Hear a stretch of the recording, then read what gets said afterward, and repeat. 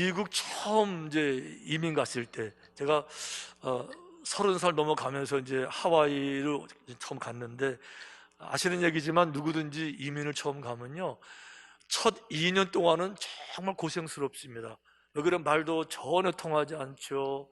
뭐 돈도 별로 없죠. 아는 사람도 없죠. 맨 땅에 헤딩하는 것처럼 정말 너무너무 어렵습니다. 그래서 거의 밤마다 울면서 잘 때 많고, 내가 왜 이곳 생활하러 왔지?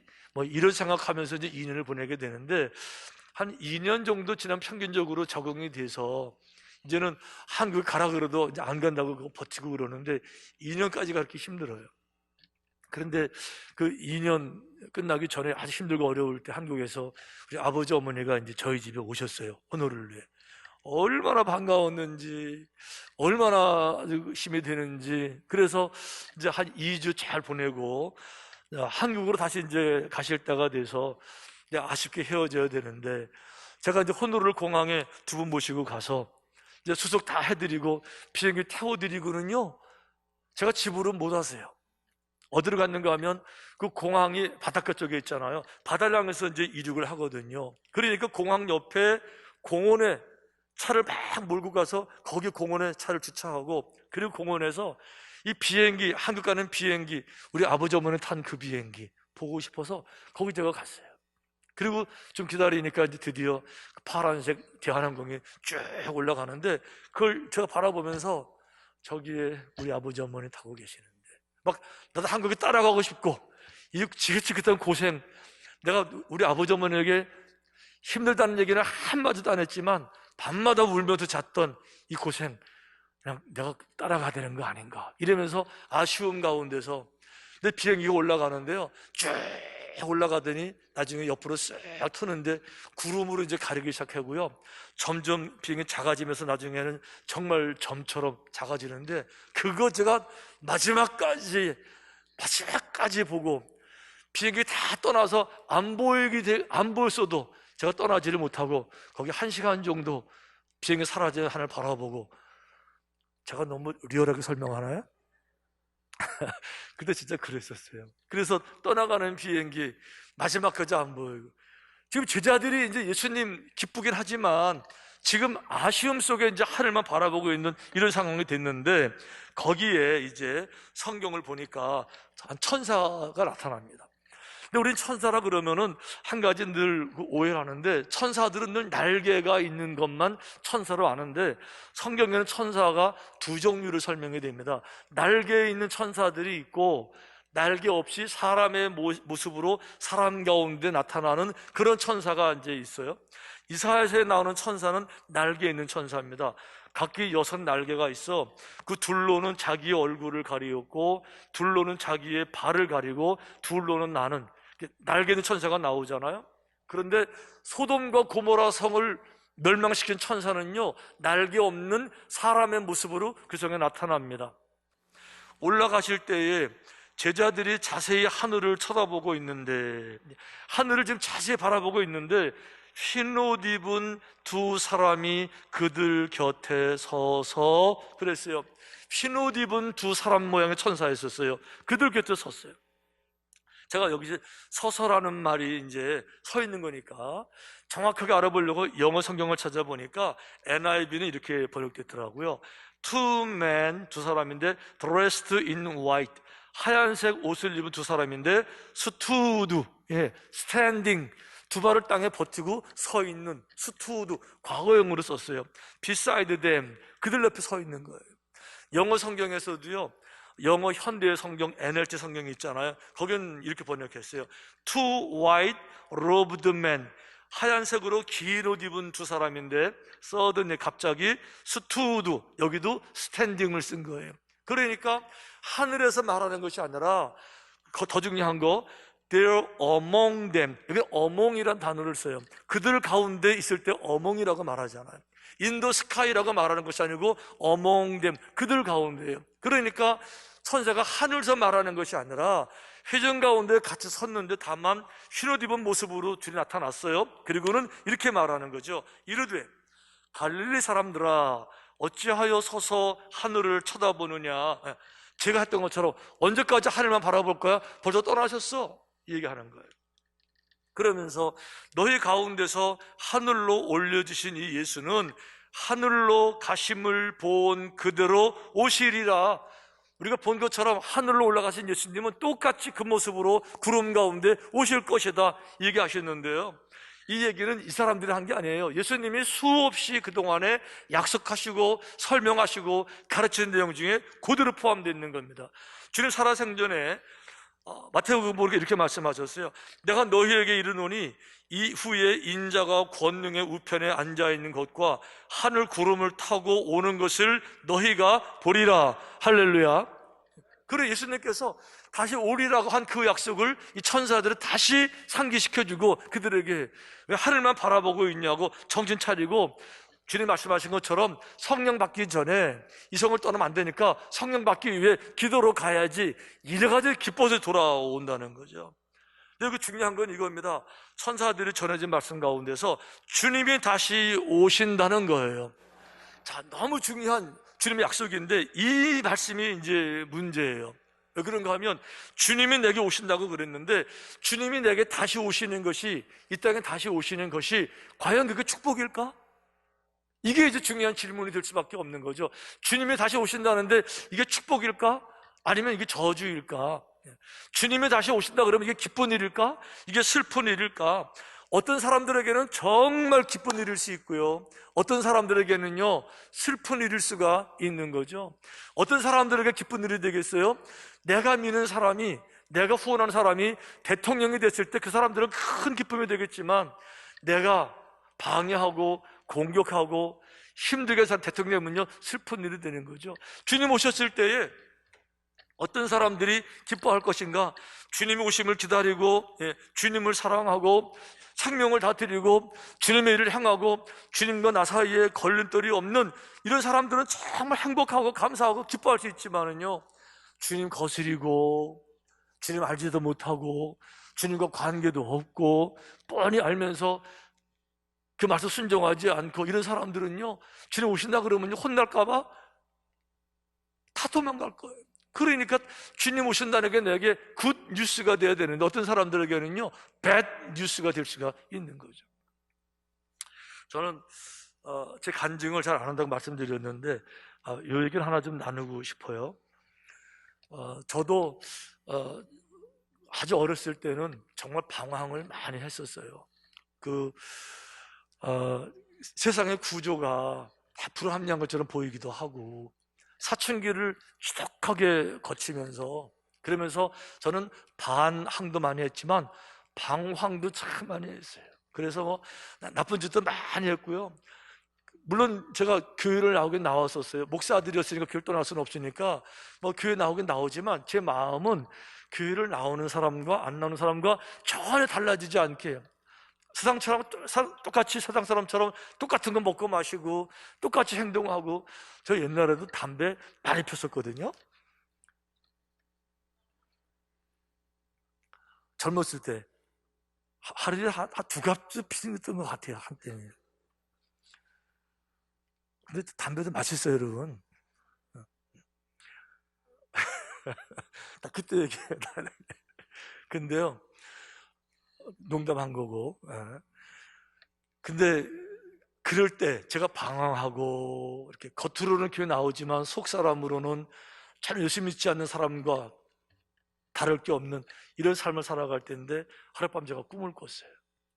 근데 꿈속에서 지구 종말이 시작됐다, 주님이 다시 오신다, 심판이 시작됐다 라고 막 나팔소리가 막 울려 퍼지면서 막 선포가 되는데, 갑자기 하늘에서 번개가 뭐 번쩍번쩍 하면서 그 먹구름들이 하늘을 새까맣게 이렇게 막 가리면서 사방에서 불꽃들이 막 피어오르면서 사람들이 아우서 비명을 지르며 막 도망가고 쫓겨다니고 숨으려고 막 난리를 치고 이런 상황 가운데 있는데, 소수의 몇 명들은요 이런 상황 가운데서 도망가는 게 아니라 드디어 주님 오신다고 할렐루야 진심으로 기뻐서 주님이 계시다는 그쪽에서 수많은 사람들은 도망가려고 막 도망가는데, 그거를 거슬러 주님 만나러 가겠다고 기뻐서 몇 사람 손잡고 막 뛰어가는, 좋아서 뛰어가는 이런 모습 바라보면서, 거기다가 제가 서 있는 그 앞에 큰 모니터가 있는데 거기다가 이 심판이 생중계되고 있는 거예요. 저 주님이 오시고 있고 막 번쩍거리고 사람 불타 죽고 뭐 심판 당하고 이게 막 보이면서 지금 나도 빨리 도망을 가야 되는지 아니 주님 맞으러 가야 되는지 어디가 가야 되는데 이게 갈 데가 없는 거예요. 왜 그런가 하면 도망을 가자니 근데 내가 누구예요? 명색이 기독교인이고 내가 주님의 사랑을 몰라요? 십자가의 능력을 몰라요? 보혈의 능력을 모릅니까? 나를 돌아가신 그 사랑을 제가 알잖아요. 그런데 그러니까 내가 주님 나를 사랑하셨죠?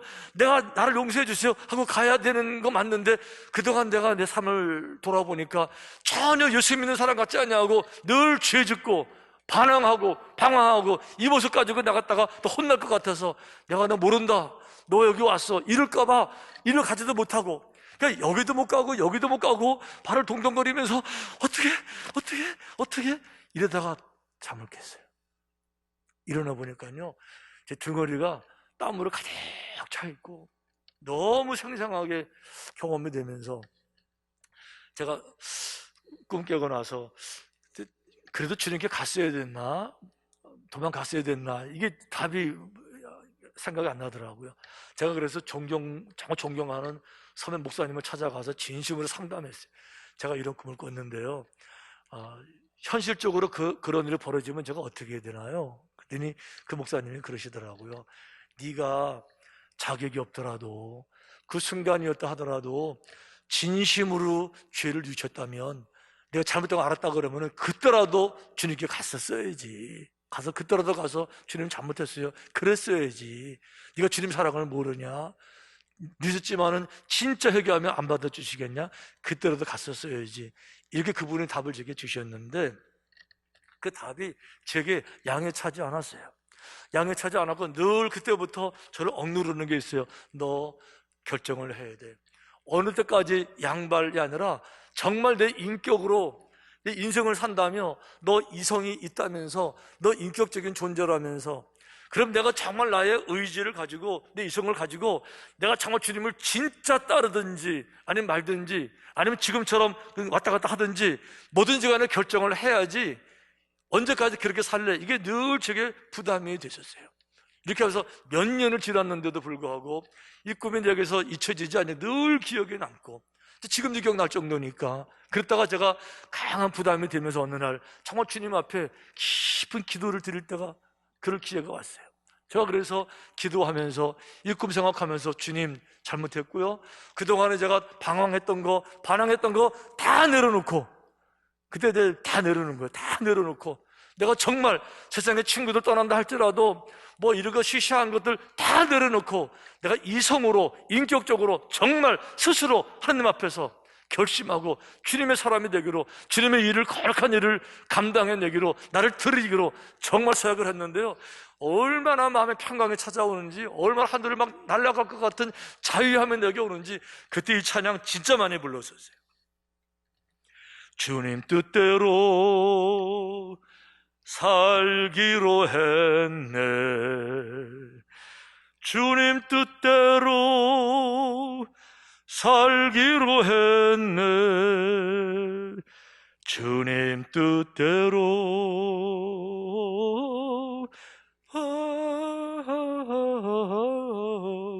살기로 했네 뒤돌아서지 않겠네 막 눈물 펑펑펑 쏟으면서 I have decided to follow Jesus I have decided to follow Jesus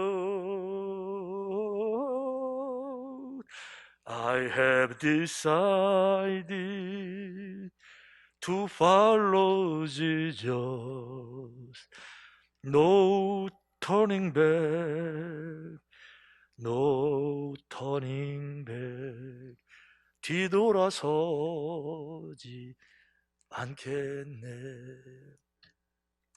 그리고는 정말 결단하고 났을 때 이 하늘을 나는 것 같은 홀 나는 것 같은 진정한 자유 진정한 평화 저 지금도 잊을 수가 없어요.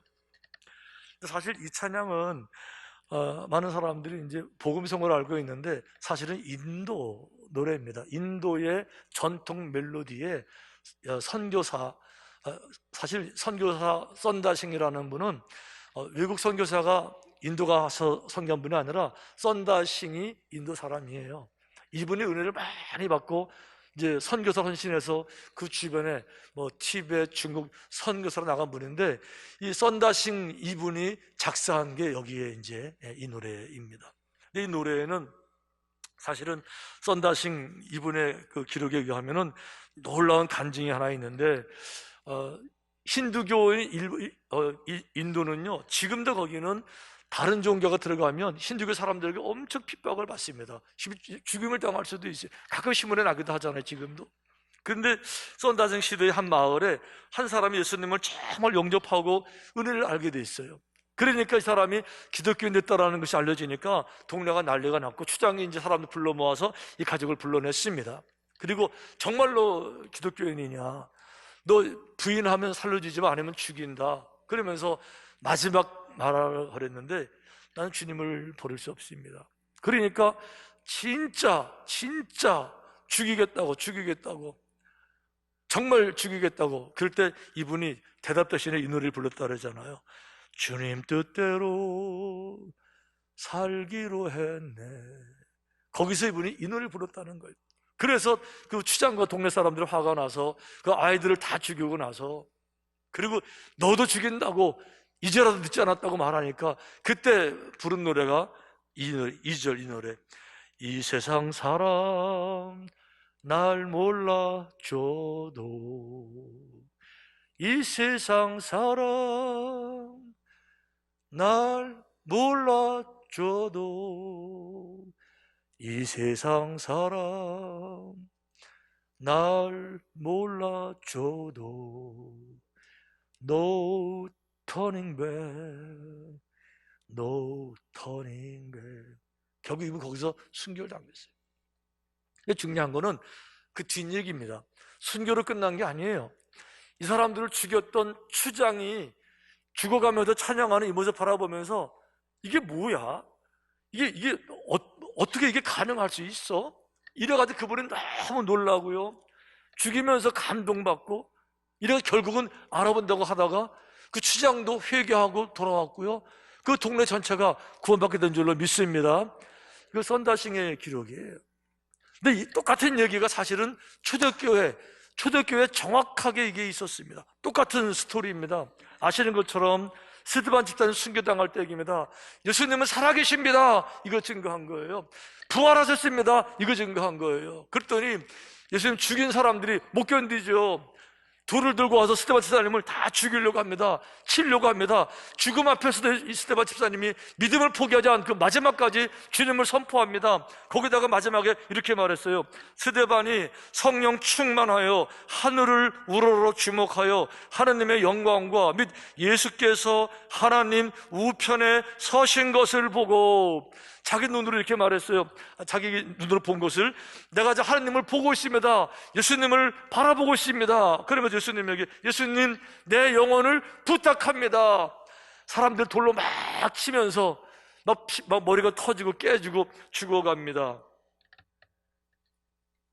그때 스데반이 마지막 죽어가는 기도, 눈으로 바라본 예수님 바라보면서, 예수님 십자가에서 돌아가실 때 마지막 죽기 전에 하셨던 바로 그 말씀, 무릎을 꿇고 크게 불러 이르되 주여 이 죄를 그들에게 돌리지 마옵소서.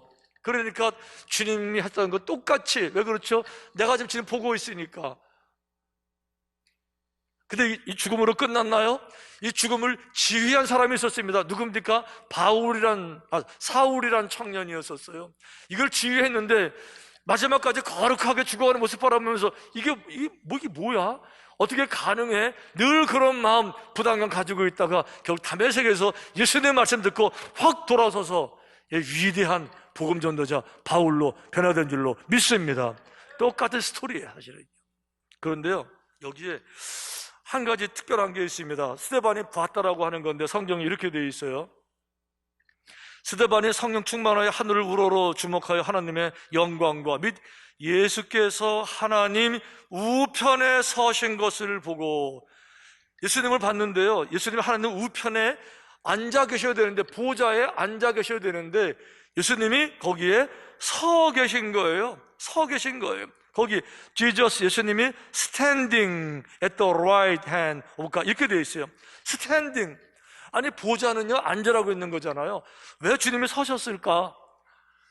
중요한 거는 성경에서 딱 여기 하나 말고 모든 다른 성경은 예수님 보좌에 앉아 계신 분으로 설명되는데 여기 딱 한 번 예수님이 서 계신 걸로 나와요. 그래서 어떤 신학자가 이렇게 설명을 붙였습니다. 예수님이 제자들과 함께 헤어지고 나서 생명보다 귀한 복음을 전해줬는데, 제자들이 생명보다 귀한 복음을 가지고 흩어졌는데 드디어 예수님을 증거하기 위해서 생명을 담보로 내놓을 순간이 됐어요. 여기서 내 생명을 지키게 되면 주님 전한 복음은 생명보다 못한 복음이 될 것이고, 누군가가 생명을 걸고 복음을 증거해내게 되면 역시 복음은 모든 생명보다 뛰어난 생명의 근원, 생명의 능력인 것을 생명으로 증거하는 일로 순교자가 나타나는 그 자리에 어떻게 예수님이 앉아가지고 그 영혼을 받을 수 있냐? 예수님이 벌떡 일어나셔서 감동으로 떨림으로 일어나셔서 스데반 죽음을 바라보시고 그 영혼을 품으시려고 일어나신 것이다. 할렐루야. 저는 그 의견에 동의해. 충분히 가능해요.